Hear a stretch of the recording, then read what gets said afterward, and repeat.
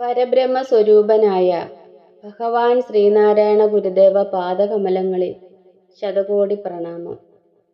സജ്ജനങ്ങളായ പ്രിയാത്മ സഹോദരരെ, ഇന്ന് നമ്മൾ ആത്മോപദേശ ശതകം 66 മന്ത്രമാണ് മനനത്തിനായി എടുത്തിട്ടുള്ളത്. മന്ത്രം ഇപ്രകാരമാകുന്നു: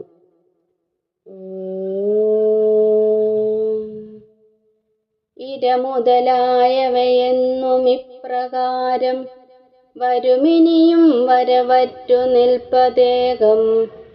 അറിവതു നാം അതു തന്നെ, മറ്റുമെല്ലാവരും അതു താൻ വടിവാർന്നു നിന്നിടുന്നു.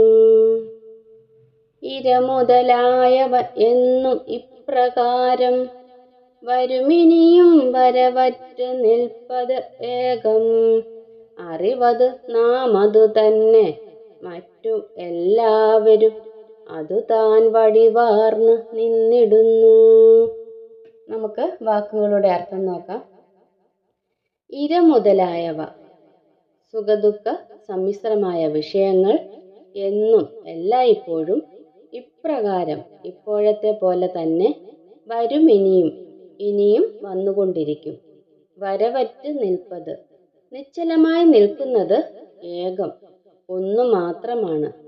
അറിവത്, ഏകമായ അത് അറിവാണ്. നാം അത് തന്നെ, നാം ആ അറിവ് തന്നെയാണ്.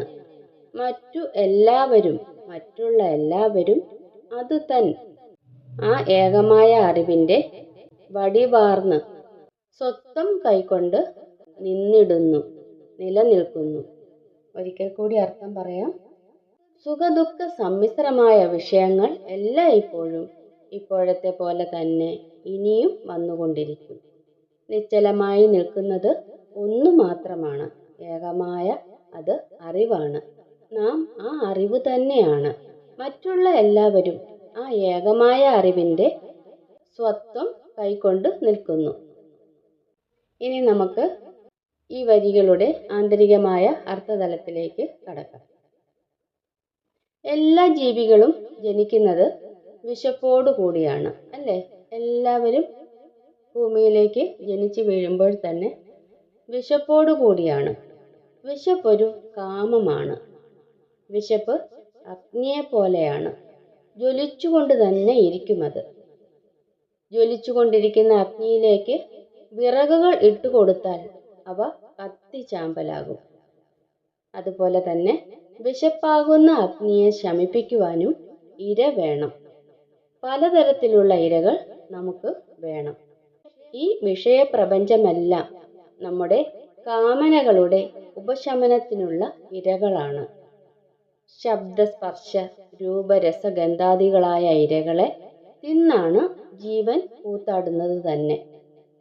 തിന്നാലും തിന്നാലും തീരില്ല. വീണ്ടും വീണ്ടും ഈ വിഷയങ്ങൾ വന്നുകൊണ്ടേയിരിക്കും. എന്നാൽ ഈ ജൈവിക പ്രക്രിയയ്ക്കപ്പുറത്ത് ഒരു ദൈവിക പ്രക്രിയയും ഉണ്ട്.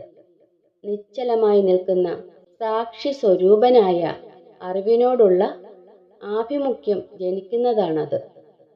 ആ അറിവല്ലെങ്കിൽ ആത്മജ്ഞാനം വന്നും പോയും ഇരിക്കുന്ന തരത്തിലുള്ളതാണ്.